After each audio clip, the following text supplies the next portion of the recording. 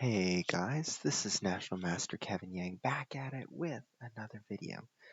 So, in this game, we're going to be covering our battle against NiceChessD, and let's get to it. So, e4, c6, d4, g6. So what is this? Some people call this the rat, some people call this the modern. There is no... it might be called a rat, I don't know. But on chess.com they call it the modern, the Gurgenidze variation. So c4, bishop g7, knight f3, and here most players usually play d6 or knight f6. I think most players usually play d6 and go for an e5 push, right? So that's usually the plan. So like d6, knight c3, knight d7, bishop e2, e5, castles, knight f6, right? Something like this. So bishop to e3, castles, rook e8, queen c7. It's very standard. But in this game, I opted for something different. I played the move d5. And I said, if you take,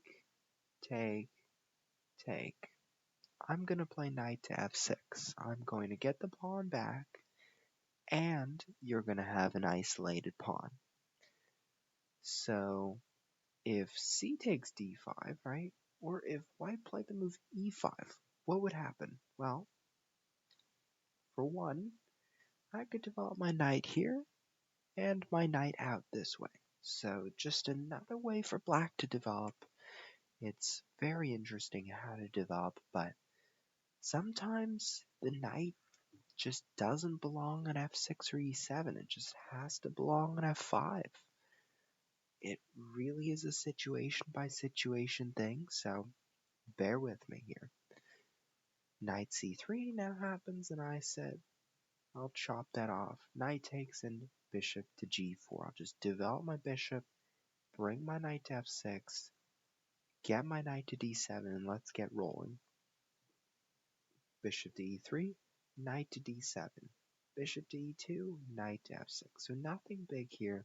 Knight e to d2, I castle, right? So nothing major. I'm just getting my pieces out, and now I finally play e5. At this point, I'm very loaded in things, so take, knight takes, queen takes, bishop takes a7, so our friend NiceChessD goes for the pawn, and here I'm sort of thinking, okay, he goes for the pawn. In the worst case, I'm gonna just be a pawn down, that's okay, but what can I do to maybe compensate for that pawn, right? And I immediately looked at this diagonal. I said there's got to be something with getting that pawn back. And I started out with the move knight to e4. Bishop to e3 happened, and I said, okay, well, I could take and take and take. But do I want that? No. So I could also play knight to g3. And after knight to g3, if pawn takes, queen takes bishop, and if rook f to e1, maybe I could go knight to f5 or rook f to e8. Could have been an option, right? So what was my other option? Well, my other option I thought was to push and be aggressive and have fun. So here rook a to d1 happened, and I said, you really want to trade. I know you do, but I'm going to play f4. I'm going to force an issue. So that way, if you play something like bishop to c1, I'm going to move my rook over, and I want to attack you. I do not want to trade anymore because there's no benefit in me trading. Remember how I say, like, every time you trade, You should consider why you're trading, give a justification, and just try to think about it more, right? So after bishop c1, move my rook to e8, I said no trading, I'm going to town. Rook f to e1, and I said queen to c5. I'm hitting the pawn, I am going for it. Rook f1, bishop to d4, I'm going to town. Now here, white has maybe a few good moves. Bishop to g4, bishop to f3, and bishop to d3. All three achieve the same purpose. And what purpose is that? Well, linking the queen to this f2 square. That's it. That's all that has to happen. Right now there are 3 attackers and there are only 2 defenders, right? So if the queen comes to defend as a third piece, well then black does not have enough to win it. But here our friend NiceChessD played rook takes d4, queen takes d4, b3 happened, and I said knight to g3. I took advantage of this pin, and after rook to d1, well, knight takes e2. I could have also played rook takes e2. I think that would have been much cleaner, right? Because after rook takes e2, rook takes e2, my bad. Well, then after rook takes d4, rook takes, there's actually rook e1 check. I just noticed that, with checkmate threats. So that's one. And I believe all the other moves just lose. So that's an added benefit. Knight g3, well, I believe some of the solutions were moving the bishop, moving the rook to e1, but they just weren't ideal, right? So to this point, NiceChessD had a great position. It was only ruined by one move. Rook takes d4. I know. That bishop, we saw that it posed a very bad threat, but it just was a little bit careless in removing it. Now I have to say, it's not completely careless. Here's why. Moving this bishop out of the way is something really hard to see. Because knowing that the queen can defend this, that is the first line of sight one needs to recognize before making one of those bishop moves. So I would have to guess that when NiceChessD was thinking about the moves, bishop to somewhere just didn't cross the mind, right? And I completely get it. Because why would you move a bishop to here anyways, right? What is the purpose? Maybe you'd move the bishop to here, but then there might be like knight to g3, so it gets really dicey in places.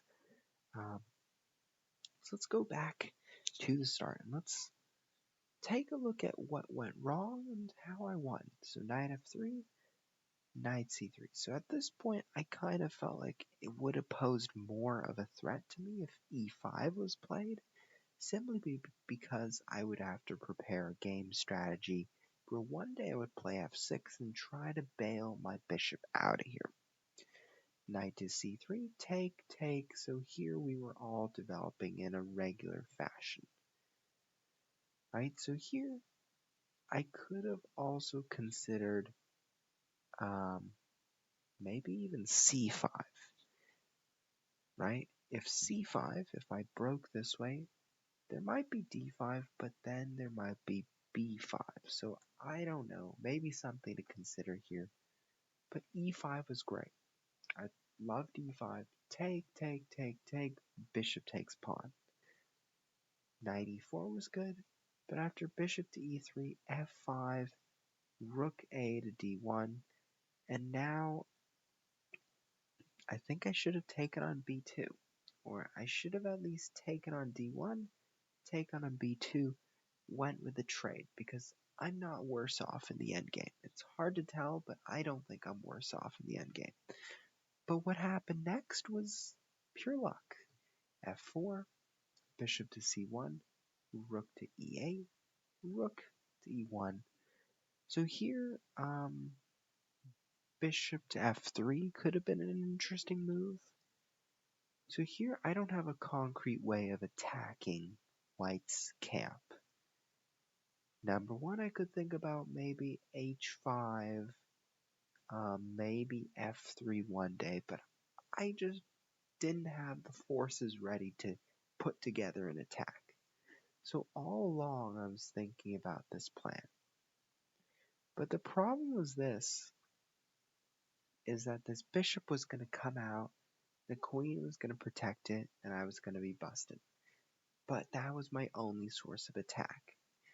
So I just went Hail Mary on it, and luckily our friend NiceChessD did not spot the bishop moves, which are extremely hard to find.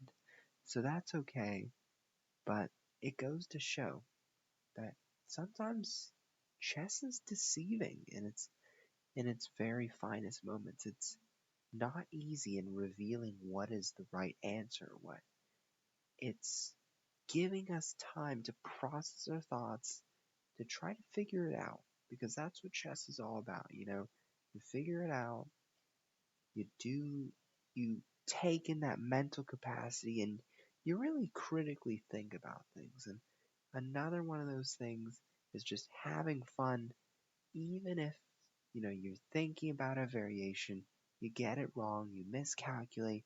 That's okay, because that happens a lot. I've made it happen to me so much, so don't worry about it. And with that, hopefully that advice helps. Hope you have fun out there, and I will see you next time.